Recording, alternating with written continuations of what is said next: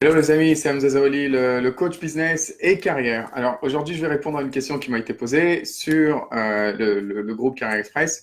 Comment améliorer son anglais? C'est pas la première fois que qu'on me pose cette question et c'est bien que je fasse une vidéo, j'espère, parce que au moins j'espère que ça va répondre à plusieurs personnes qui posent la question et c'est une bonne question. Comment améliorer son anglais? Beaucoup de gens veulent s'expatrier, beaucoup de gens veulent évoluer dans leur carrière et ils savent que l'anglais, ce sera toujours un obstacle. S'ils ne le franchissent pas, ben, ça sera toujours un frein. Aussi bien dans la recherche d'emploi, même en France, on demande l'anglais aujourd'hui de plus en plus, surtout sur des profils cadres, etc. Donc, dans un monde qui s'internationalise de plus en plus, qui se mondialise de plus en plus, et des personnes qui veulent s'expatrier, souvent, cette question, elle est primordiale. Alors, je ne vais pas vous retenir longtemps, les amis. Le plus important, c'est que cette question, vous avez la réponse. À chaque fois que les gens posent cette question, je me dis, mais tu sais. À chaque fois, je dis, bah, tu sais bien. Faut pratiquer l'anglais. Tu sais bien. Et à chaque fois, les gens ont un petit, ils apprécient pas que je le dise. Alors, je vais le dire en vidéo, comme ça, je vise personne, mais je vais le dire en général. Ce qu'on attend dans cette question souvent, c'est est-ce qu'il y a un raccourci? Est-ce qu'il y a une technique secrète que personne n'a trouvé encore? Genre, en 3 jours, tu apprends l'anglais. Tu sais, comme ces livres ou ces vidéos ou ces cours un peu scammy, tu sais, un peu arnaque. Apprenez l'anglais en une semaine. Bien sûr, à fond. L'anglais est une langue plutôt simple. C'est une langue vraiment, vraiment plutôt simple. Moi, je me souviens, j'ai étudié, j'ai travaillé à Londres, j'ai étudié à Cardiff, et je me souviens quand je suis arrivé et commencé mes études, ben, les Français, super communautaristes, hein, alors on parle de communautarisme en France, les Français à l'étranger sont super communautaristes et ils restent tous ensemble. Et puis, au bout de 3 mois, 4 mois, 5 mois, 6 mois, je discute avec des gens ou alors je les entends parler en anglais et ils n'ont pas évolué d'un bout. Pourquoi? Parce qu'ils ne se sont pas mis dans une situation où ils devaient évoluer. Parce que quand tu te mets dans une situation où tu dois évoluer, ça veut dire que tu te mets dans une situation où tu comprends rien, où tu te mets dans une situation où tu te dis, mince, oh là là, ah oui, qu'est-ce qu'il a dit, oui, oh là là, mais je comprends pas ça. Et ça fait mal. Et souvent, les gens, ils aiment pas avoir mal. Alors, du coup, chaque année, nouvelle résolution. À chaque fois qu'il y a une recherche d'emploi, à chaque fois qu'il y a quelque chose, il faut que j'apprenne l'anglais. Mais en même temps, ils veulent pas se faire mal. Le truc, c'est que c'est comme si ma petite fille, je suis pas si vieux, ma fille me disait, je veux faire du vélo, mais je veux pas tomber. En fait, elle dit ça. Moi, je lui dis, ouais, bien sûr, on va essayer de pas tomber. Mais en fait, pour faire du vélo, faut tomber. Pour faire une omelette, faut casser les œufs. Pour savoir vendre, ben, il faut échouer. Pour faire des meetings, des présentations en public, ben, faut s'embarrasser. En fait, on peut pas trop réussir à faire quelque chose sans tomber. Il y a toujours un prix à payer. Et c'est vrai que comment améliorer son anglais? Ben, je vais te dire, il va falloir que tu fasses que ton ordinateur arrête de te parler, arrête d'écrire, arrête de te montrer des choses en français ou en arabe ou peu importe. Si tu veux apprendre l'anglais, ben, change ton Facebook, change tout le paramétrage, le langage, tout ce qui est sur ton ordi, sur ton portable en anglais. Commence à lire des livres en anglais. Il y a des livres, mais magnifiques en anglais. Alors, si on est dans un pays comme la France, c'est un micro bout de tout ce qui se passe dans le monde. Le monde anglophone est tellement, tellement plus vaste en termes de sélection, que vous aimiez lire les livres de business, les histoires, enfin, peu importe. On regarde la télé en français. Mais pourquoi, si notre but c'est d'apprendre l'anglais, pourquoi regarder la télé en français? Changez, mettez la BBC, mettez les infos à la BBC. On écoute la radio parce qu'on se dit, bah ouais, mais dans la voiture, enfin, il n'y a pas le choix, quoi. Il n'y a que la radio française. Non. Aujourd'hui, enfin, pas dans notre monde. Aujourd'hui, tu plugs la radio de ta voiture à ton portable et tu écoutes une radio en Amérique ou peu importe. En fait, je me souviens quand ma femme quand on s'est mariés, elle est venue me rejoindre à Dubaï. Elle voulait apprendre l'anglais. Et son anglais était d'un niveau pas cool du tout. En tout cas, pas assez pour pouvoir trouver du travail. Puisque Dubaï est un marché où c'est l'anglais, la langue du business. Donc, pendant 3 mois, on s'est interdit de parler français, à part 1 heure le soir pour dire les choses importantes. 3 mois où il y a eu une souffrance épouvantable, une frustration de ne pas pouvoir expliquer les choses, de ne pas trouver le vocabulaire. Je le ressens. Et, et souvent, les gens ne sont pas capables de passer ça. Ils ne sont pas capables de se mettre dans des situations où ils vont faire du vélo, mais tomber, mais souffrir, se faire mal. Et du coup, ils apprennent pas l'anglais. Ça dure 6 mois, 1 an. Et puis des fois, j'entends même des gens qui disent, ouais, si je parle pas anglais, est-ce que je pourrais trouver un boulot à Dubaï, à Singapour, parce que est-ce qu'il y a des boulots où ils recherchent plus le français? En fait, ils cherchent la façon simple, la façon facile. La réponse est non. En fait, hein, enfin, c'est comme si tu disais, bon, je souhaite apprendre l'anglais, quand mon employeur me donnera un travail où il faudra parler anglais, donc je vais apprendre l'anglais quand il me paiera. Enfin, c'est pas logique. Aucun employeur se dira, je vois que vous avez un niveau très, très, très, très moyen d'anglais, je voudrais bien vous donner un petit salaire, tiens. Enfin, il a le choix. Il a le choix. Et souvent, les gens se disent, ouais, en fait, je voudrais m'expatrier, mais c'est juste l'anglais. Ben, qu'est-ce que tu fais? Qu'est-ce que tu fais? C'est toi qui décides. Alors, on essaie de prendre un cours, tu sais, genre 1 fois par semaine. C'est pas assez. En fait, il faut changer sa vie en anglais. Faut changer sa vie en anglais. Je me souviens, je comprenais rien. Je comprenais rien. Mon premier boulot à Londres, c'était un job étudiant pendant les vacances pour préparer mon début d'année à Cardiff. Et donc, je suis parti pendant les grandes vacances à Londres. Et alors là, oh là, mon Dieu, c'était épouvantable. C'était très, très difficile parce que ben, j'étais au travail, par exemple, mais je comprenais rien. Alors, du coup, au bout d'un jour à faire serveur, eh ben, elle m'a mis, le jour d'après, elle m'a mis à faire la vaisselle. Mais c'est pas grave parce que je discutais avec le cuisinier qui m'a appris plein, plein de trucs et c'était génial. Mais en fait, l'idée, les amis, c'est que si on ne se met pas dans l'embarras de ne pas comprendre les gens, on ne s'investit pas dans ces choses-là, ben, on n'apprendra jamais à faire ça. On se mettra, si on ne se fait pas violence, l'anglais, vous pouvez l'apprendre en 3 mois, bam. J'ai un ami, je dis, enfin, il a pris un congé sabbatique pendant 6 mois, je crois, 3 mois ou 6 mois, juste pour partir en Angleterre. C'était quoi ton but? Apprendre l'anglais. D'accord. Donc il a trouvé, et il a un poste super haut, mais il s'est débrouillé pour ne pas traîner avec des Français, pour pas jouer le communautarisme et dire ah ben c'est facile, ils parlent français, ce sera plus facile.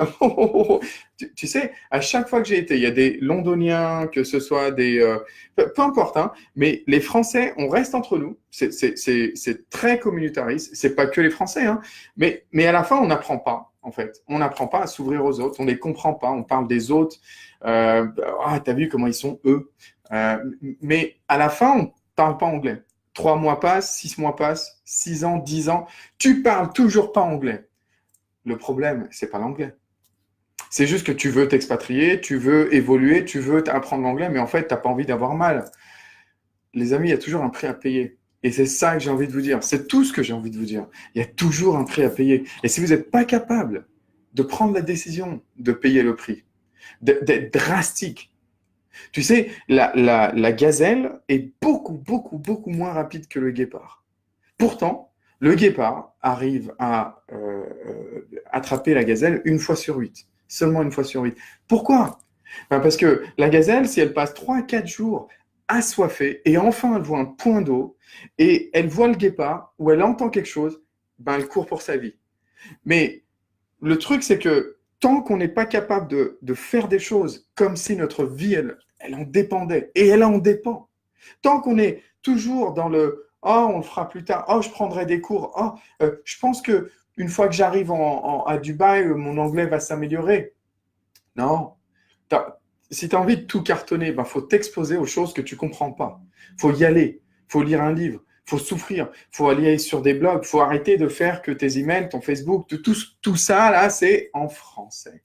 Ah oui, il faut couper tout ça. Il faut dire à ton mari, à ta femme, on parle anglais tous les jours.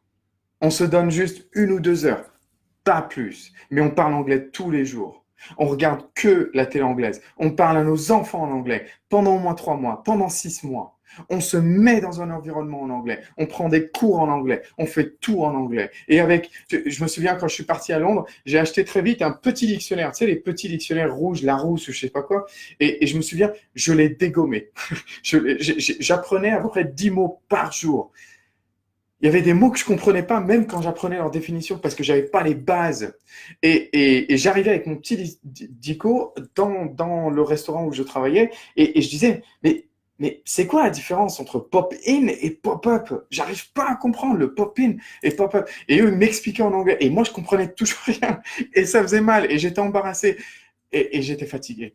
Mais très très rapidement, j'ai commencé à parler anglais. Très très rapidement. Alors que les autres, même au jour d'aujourd'hui, ils souffrent encore en anglais. Comment on dit déjà? Euh, euh, hey, c'est à toi, c'est de toi que ça dépend. Tu peux régler ça en 3 mois. Bam, basta, ça y est. Et en plus, tu vas découvrir un monde qui est magnifique. Mais pour ça, il faut sauter de la falaise. Il faut sauter de la falaise avant de savoir voler. C'est comme ça. C'est comme ça. Tu veux vendre, bah, faut essayer de vendre et se prendre des murs, des râteaux avant de savoir vendre. C'est comme ça, en fait. Il y a même pas moyen de faire autre chose. Voilà, je vais juste vous dire, les amis, comment améliorer son anglais? Ben, tu changes ton environnement. Tu fais un changement drastique pendant le temps que tu veux. Tu prends un congé sabbatique, tu te mets dans un environnement au pair, ce que tu veux. En fait, tu te débrouilles. Tu as 3 mois, 4 mois, allez, à tout casser 6 mois. Et je vous promets, les amis, la première fois que vous allez rêver en anglais, vous allez vous réveiller, vous allez dire, oh, mais j'ai rêvé en anglais. Ça veut dire que votre subconscient, il est en train de réfléchir en anglais. Ça, c'est magique. Je vous promets, les amis, quand vous allez faire votre premier rêve en anglais, quand vous allez confondre certains mots, quand tout ça, ça va se passer, c'est positif. C'est positif. Parlez autant que vous pouvez, même si vous faites des fautes de grammaire, etc., etc. Dites à votre mari, dites à votre femme, dites à tout le monde, on parle en anglais, je veux régler cette histoire. Je veux ticker la case une fois pour toutes, cocher la case une fois pour toutes. Voilà, les amis, c'est tout ce que je voulais vous dire. J'espère que ça vous aide un petit peu. Et oui, je suis désolé, hein, j'ai pas de remède miracle, mais ça n'existe pas en fait. Le seul remède miracle, c'est votre travail. Il y a que ça qui compte, en vrai, en réalité. Le reste, c'est tout du charlatanisme de apprenez l'anglais en 3 semaines. Gna, gna, gna, gna, gna. Bah, mais non, c'est si on apprend 10 mots par jour, c'est si la radio, on l'écoute qu'en anglais, c'est si on lit un livre en anglais en plus le soir, c'est si la télé, on la regarde qu'en anglais, c'est si on parle qu'en anglais, c'est si on devient ouf, on devient une gazelle qui court pour sa vie. Si votre vie, elle en dépend, vous apprendriez l'anglais. Si je vous donnais un ultimatum et je vous disais, attention, t'as que 3 mois pour apprendre l'anglais, sinon quelque chose de terrible va se passer, bah, vous apprendriez l'anglais. Donc, vous voyez, on peut améliorer son anglais si vous le décidez. Voilà, les amis, je vous laisse. Je dis vite bonjour à Sandra, qui a pris qui a quand même commandé. Miranda, qui dit que je redis bonjour aussi. Salut Jean-Luc. Et Safa, hello à toi. Et Mednabi, donc vaut mieux se lancer à Dubaï avec un anglais moyen. Non? Et c'est une bonne question. Non, c'est à toi de régler l'anglais. Point barre. C'est à toi de régler l'anglais. C'est à toi de te mettre dans la. Enfin, je me souviens, j'ai pris un taxi à Dubaï une fois. Et les taxis à Dubaï, c'est souvent des Pakistanais. Beaucoup sont des Pakistanais. Et je me souviens, il y en a un qui me parlait avec un anglais américain. Enfin, j'étais là, j'ai dit. Je me suis dit, j'ai pris le mauvais. Enfin, c'est pas un taxi, je me suis gouré, qu'est-ce qui se passe? Et je lui ai dit alors, qu'est-ce qui se passe? Il me dit, bah, en fait, moi, je suis passionné d'anglais. Et du coup, je vis au Pakistan, mais je suis passionné d'anglais. Donc, en fait, j'ai fait tout en anglais. Je regarde que des films en anglais. Je suis intéressé que par l'anglais. Et du coup, ben, je suis devenu prof d'anglais. Bon, là, j'ai pas trouvé de travail, je suis taxi, mais en fait. Et j'ai halluciné parce que c'est un monsieur qui vient d'un petit village, mais juste il a une passion. Et quand on est obsédé comme ça, on peut y arriver. Les amis, combien de mots vous apprenez par jour? Combien de mots vous apprenez par jour? Zéro. Combien de livres en anglais vous avez lus? Combien? Zéro. D'accord. Alors, combien de fois vous parlez anglais par jour? Ok, par semaine. Zéro. Et vous voulez venir à Dubaï avec un anglais moyen. Les amis, vous êtes en train de demander à un employeur, s'il vous plaît, j'ai un anglais moyen, mais je voudrais bien que vous me payiez. Dans cette situation de marché de l'emploi, c'est un peu difficile, il y a plus de concurrence. En ce moment, les choses sont plus difficiles. Il va falloir que vous armiez de ces connaissances-là. Pourquoi les autres le font et pas vous? Vous pourriez, les amis. Ou alors, vous venez à Dubaï, mais juste pour apprendre l'anglais. Et là, à ce moment-là, c'est un budget. C'est à vous de décider ça. Voilà, j'espère que ça répond à la question. Et c'est tout. C'est toutes les questions que j'ai. Donc, j'espère que ça vous aide. Et je vous dis à très, très bientôt, les amis. Continuez à poser des questions. Je sais que j'ai des questions de retard. Je vous promets d'y répondre. Et en tout cas, voilà, l'anglais, comment améliorer son anglais, c'est réglé. Vous allez régler ça en 3 mois parce que vous allez tout changer. Vous allez courir comme une gazelle pour sa vie. Vous allez voilà, obsédé, vous allez avoir juste un but. On va régler cette histoire une fois pour toutes et on va parler en anglais. Voilà, les amis, je vous dis à très très bientôt et bon courage et passez la vidéo, commentez, n'hésitez pas à poser des questions. Ça me fait super plaisir de faire ces vidéos. Donc, n'hésitez pas à les partager si vous pensez que ça peut aider. Surtout, surtout, surtout en France, on a un niveau plutôt exécrable en anglais comparé à nos voisins allemands, belges, etc., qui parlent superbement anglais, portugais, enfin, etc., etc. En France, on a France, Italie et Espagne. Oh my God, le niveau d'anglais, il est absolument exécrable. Donc voilà, les amis, je vous dis à très très bientôt. Allez, à très très vite et voilà, ne soyez pas des statistiques. Apprenez l'anglais une fois pour toutes. C'est 3 mois d'investissement, 6 mois à tout casser. Et après, vous parlez super bien anglais. Vous pouvez vous expatrier. Le monde est à vous après. Le monde est à vous. Après, vous êtes plus bloqué par cette langue. À bientôt, les amis.